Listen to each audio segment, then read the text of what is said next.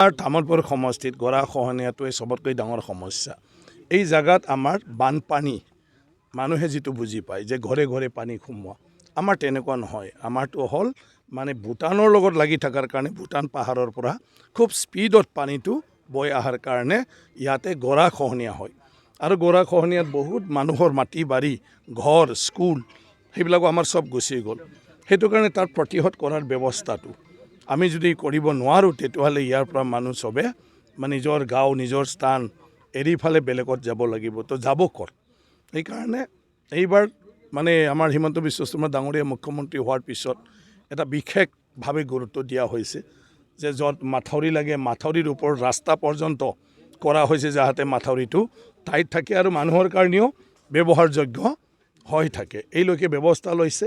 আমি এতিয়া ইয়াত আমাৰ হিমন্ত বিশ্ব শৰ্মা ডাঙৰীয়া আৰু আমাৰ এতিয়া সুশান্ত বৰগোহাঁই ডাঙৰীয়া আগতে পিছু হাজৰিকা ডাঙৰীয়াই এই পাৰ্ক অফ আইনৰ এটা ব্যৱস্থাটো কৰিছে। গতিকে আমাৰ সমষ্টিত তামোলপুৰত আমি পাৰ্ক অফ আইনৰ জৰিয়তে গৰাখহনীয়াটো ৰোধ কৰিবলৈ চেষ্টা কৰিছোঁ। সেইকাৰণে যিখিনি আমাৰ অঞ্চলত তেনেকুৱা গৰাখহনীয়া বা খহাই লৈ যোৱাৰ এটা চান্সটো আছে সেইটো এডভান্সকৈ আমি এতিয়া পাৰ্ক অফ আইন লগাই থ'ম।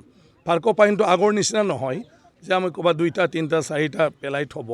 পাৰ্ক অফ আইনটো আমি বিভিন্ন মানে জাগা চাই ক'ৰবাত 6 লাইন 7 লাইন 8 লাইনলৈকে দিয়া হ'ব যাতে পানীৰ গতিটো তাত ঢাক্কা মাৰি মাটিখিনি চুব নোৱাৰে এনেকুৱা ধৰণৰ। আৰু সেইটোদি শুক্লায়ত মই যেতিয়া পানীৰ বিধায়ক আছিলোঁ শুক্লায়ত মই 11 কিলোমিটাৰ কৰিছিলোঁ আৰু সেই 11 কিলোমিটাৰ এতিয়া চব ছেভ হৈ গ'ল। তাত মানে নদীয়ে নিজৰ পথেদি গ'ল আৰু 2 শাকে নদীৰ পাৰটো ওলাই গ'ল তাৰমানে পাৰ্ক অফ আইন হোৱাৰ জৰিয়তে। তো এই মটংগা নদী আমাৰ দাৰাংগা নদী আৰু পাগলা নদী আজি চবটোৱে মই পৰিদৰ্শন কৰি আহিছোঁ।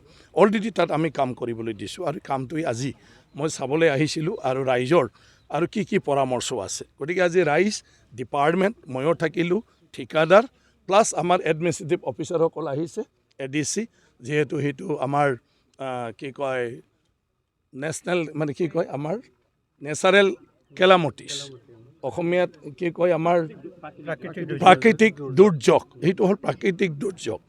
গতিকে প্ৰাকৃতিক দুৰ্যোগটো এডমিনিষ্ট্ৰেশ্যনে জানিব লাগে। তাৰ কাৰণে আজি আমাৰ লগত আমাৰ DC অফিচৰ পৰাও প্ৰাকৃতিক দুৰ্যোগ চোৱা বিষয়াসকলে ADC আমাৰ লগত আহিছে। গতিকে যিকোনো টাইমত যিকোনো বিহিত ব্যৱস্থা ল'ব লাগিলে এতিয়াৰ পৰা আপোনালোকে DCক জনাব, আমাৰ ডিপাৰ্টমেণ্টক জনাব আৰু মোক জনাব আৰু মোৰ লগত যিবিলাক তামোলপুৰৰ সদায় মানে যোগাযোগত থাকে তেওঁলোককো আপোনালোকে জনাব পাৰে।